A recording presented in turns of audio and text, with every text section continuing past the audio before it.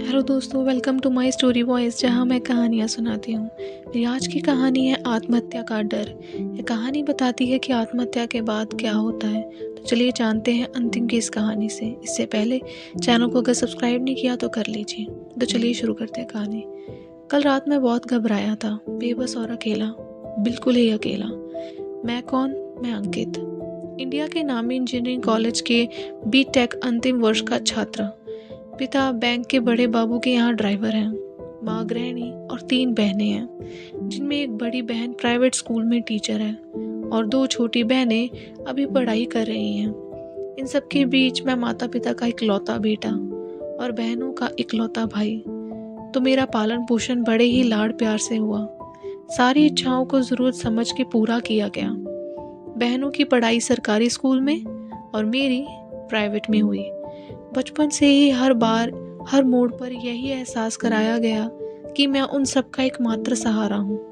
पढ़ लिख जाऊं तो घर के अच्छे दिन आएंगे, पिता के कुछ कर्जे टूटेंगे, बहनों की शादी होगी और माता पिता के बुढ़ापे का सहारा बनूंगा।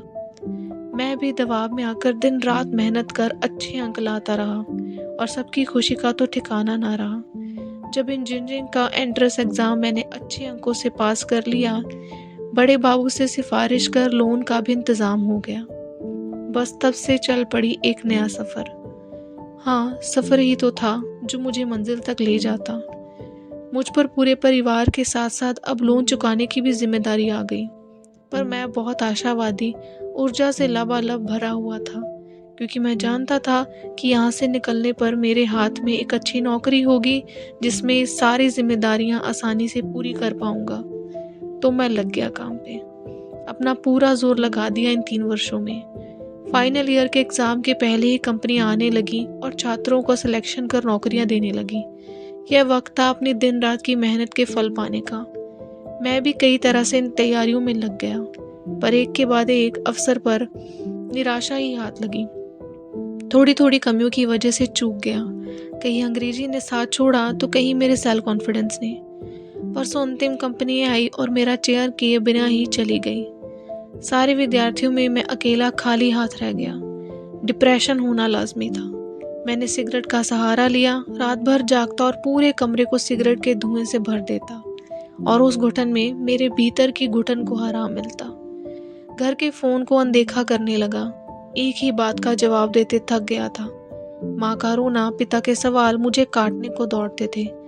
मैं भागने लगा हर चीज से, दोस्तों से, रिश्तेदारों और अपने आप से भी। कभी लगता रोऊं तो कभी लगता खूब हंसूं। मैं हार गया था।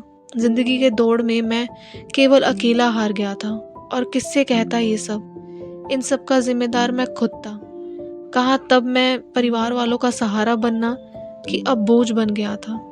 फिर मेरे मन में विचार आया, नहीं, मैं किसी पर बोझ नहीं बनूंगा। मुझसे सबका दर्द देखा ना जाएगा। हाँ, मैं मर जाऊंगा। मेरे मरने से ही सबकी भलाई है। बस यह ख्याल आते ही मैं पागलों की तरह छत की तरफ दौड़ा और अपने हॉस्टल के 4 मंजिला छत से कूद पड़ा। देखते ही देखते जमीन पर गिरकर धाराशायी हो गया। आवाज सुनकर आसपास के कमरों से छात्र दौड़ पड़े। मुझे उठकर कॉलेज के हॉस्पिटल में भर्ती कराया, पर डॉक्टर ने देखते ही कहा, सॉरी, ही इज नो मोर।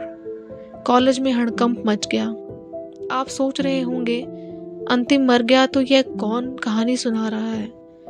तो मैं हूँ अंतिम की आत्मा। उसी छत के मुंडेर पर बैठा मैं सब कुछ देख सुन पा रहा हूँ। जगह बॉडी का मुआयना हो रहा था। सभी आपस में बातें कर रहे थे कि तभी मेरे परिवार वाले भीड़ को हटाते हुए पहुंच गए। मैं भावुक हो उठा। मरने के बाद भी उनका सामना करने की मुझ में हिम्मत ना थी। माँ मेरा शव देखकर गिर के बेहोश हो गई। पिताजी छाती पीटने लगे। बहनें लिपट कर विलाप करने लगी। मुझे उन्हें ऐसा रोता देख जरा भी अच्छा ना लगा। मैं उन्हें चुप कराने लगा। आवाज लगाई, पर किसी ने मेरी आवाज ना सुनी। मैं पिताजी से लिपट गया, पर उन्हें महसूस ना हुआ। ये कैसी अवस्था थी कि मैं सबको देख सुन पा रहा था, पर वो मुझे महसूस तक नहीं कर पा रहे थे। क्या फायदा हुआ मेरे मरने का? मैं तो अब भी उनके कष्ट देख रहा था, पर अब कुछ कर नहीं सकता। शायद जीवित रहता तो कम से कम कुछ भी कर तो पाता। मेरे प्रोफेसर पिताजी को सांत्वना दे रहे थे कि एकाएक पिताजी बोल पड़े, बेटा नहीं निर्मोही था कायर, अपने माता पिता को बीच मझधार में छोड़ गया। एक बार कह के तो देखता, पूरी जिंदगी उसे बैठ के मैं खिलाता और उसे कभी जताता भी नहीं, कम से कम आँख के सामने तो रहता। कहकर वो फूट फूट कर रोने लगे। मुझे लगा मेरे सामने दुनिया गोल गोल घूमने लगी। मैं रोने लगा कि पिताजी मैं कायर नहीं था, बस डर गया था, पर अब मैं कुछ कर नहीं सकता। गई हुई जान लौट कर वापस नहीं आती। यह कोई गलती नहीं जो सुधार ली जाए। यह जो मैंने किया वो पाप था और पाप की सज़ा होती है। मेरी सज़ा यही थी कि मैं भटकूं और निसहाय होकर अपनों को रोज़ मरता हुआ देखूं। परिवारजन मेरा मृत शरीर लेकर रोते बिलखते जा रहे थे और मैं वहीं खड़ा बेबस उन्हें देख रहा था। अचानक अलार्म बजा और मेरी नींद खुल गई। गाल आंसुओं से भीगे हुए थे और कलेजा जोरों से धड़क रहा था। ओह, तो यह सब सपना था। कितना भयानक सपना था। घड़ी की तरफ देखा तो सुबह के 8 बज रहे थे। आज अंतिम कंपनी में इंटरव्यू है मेरा।